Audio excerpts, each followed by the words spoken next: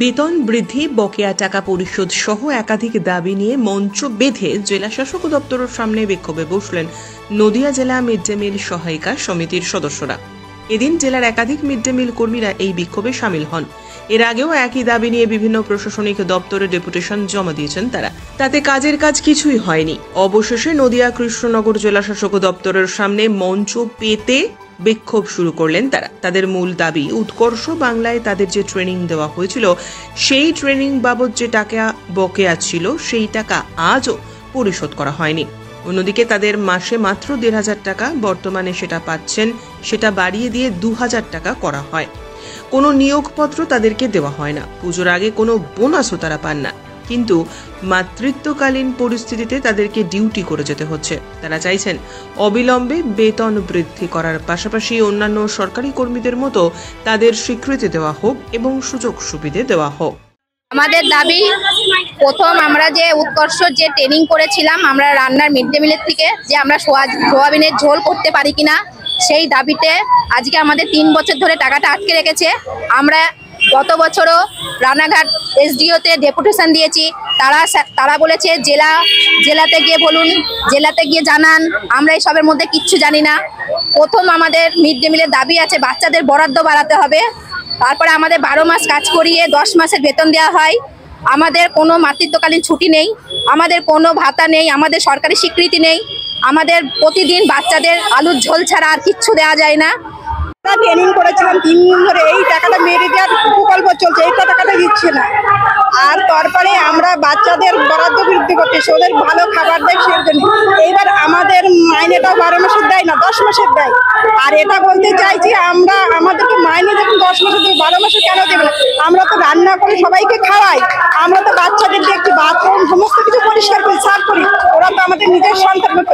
তাহলে আমরা ২০০৪-এ যখন কাজে লেগে এই ২০ বছরের সময় দিতে, আমাদের বৃদ্ধকালটা কি হবে? এর জন্য আমরা পেনশনের ব্যবস্থা চাই আর ১২ মাসের মাইনে চাই, আমাদের সরকারি স্বীকৃতি চাই। তাদের বরাদ্দের খাবার বাড়াতে হবে প্রথম কথা। দ্বিতীয় কথা, তাদের ভালো করে যত্ন করে আমরা খাওয়াতে পারি যেন সেই রকম অবস্থা থাকে। তারপরে আমাদের উৎকর্ষ বাংলা যে ট্রেনিংটা দিয়েছিলাম সেই টাকাটা আজও পর্যন্ত আমাদের দেওয়া হয়নি। আমাদের ১২ মাসের মাইনেও দেয় না, ১০ মাসের মাইনে দেয়। তা আমরা কি চোখে আমাদের সরকার দেখে, এটাই বলতে চাই। আর একটা কথা, আমাদের ঈদে পুজোয় কোনো বোনাস দেওয়া হয় না। আর আমাদের যাতে কেউ আমাদের স্থায়ী কাজটা হয় সেইটা যেন সরকার দয়া করে এইটুকু দেখে। আর কি তো আমার পক্ষ থেকে আজকে একটি গণ অবস্থান এবং ডেপুটেশন আছে। উৎকর্ষ বাংলার যে বকেয়া টাকা ৩ বছর ধরে তারা পাননি, সেই বকেয়া টাকা পাওয়ার দাবিতে এবং তাদের যে ২ মাসের মাইনা দেওয়া হয় না, মাত্র ২,০০০ টাকা মাইনার মধ্যে ২ মাসের মাইনা দেওয়া হয় না সারা বছরে, সেই ২ মাসের মাইনা দেওয়ার দাবিতে এবং আমার যে 10টা থেকে সকাল 10টা থেকে 4টের মধ্যে রান্না ছাড়াও মিড ডে মিল ওয়ার্কারদের আরো আনুষঙ্গিক কাজ করানো হয়, অথচ তার জন্য কোনো পারিশ্রমিক দেওয়া হয় না। সেই অতিরিক্ত পারিশ্রমিকের দাবিতে আজকে এই গণঅবস্থান এবং ডেপুটেশন রয়েছে।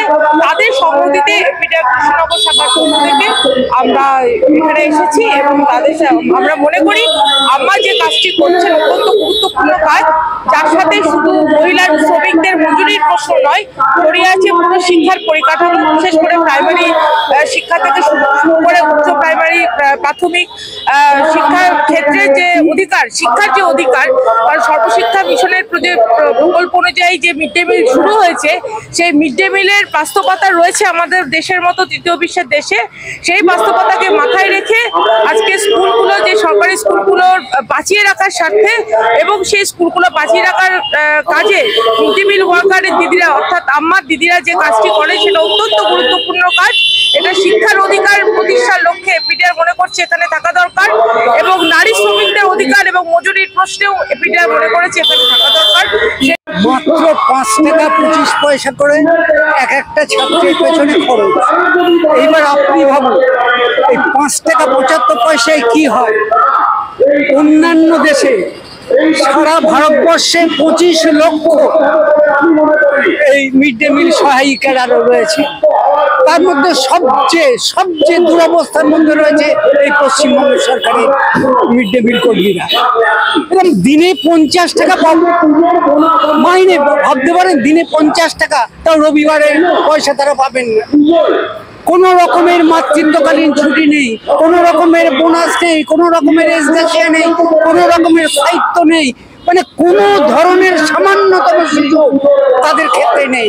এইটাই হচ্ছে সবচেয়ে বড় ব্যাপার। অন্যান্য দেশে উড়িষ্যা যান, কেরালা যান, চেন্নাই যান, প্রত্যেক দিন তারা ঠিক করে একটা করে 5 দিন তারা ডিম দেবে এবং মরসুমি ফল দেবে, একদিন মাংস দেবে। আর আমাদের এখানটায় গিয়ে দেখুন, নিজেরা অনেক ভালো জানেন সাংবাদিক হিসাবে, যে কিভাবে সেই মিড ডে মিলের টাকা পর্যন্ত চুরি হয়ে যায় এবং মাত্র 50 টাকায় তাদেরকে খাটতে হয়।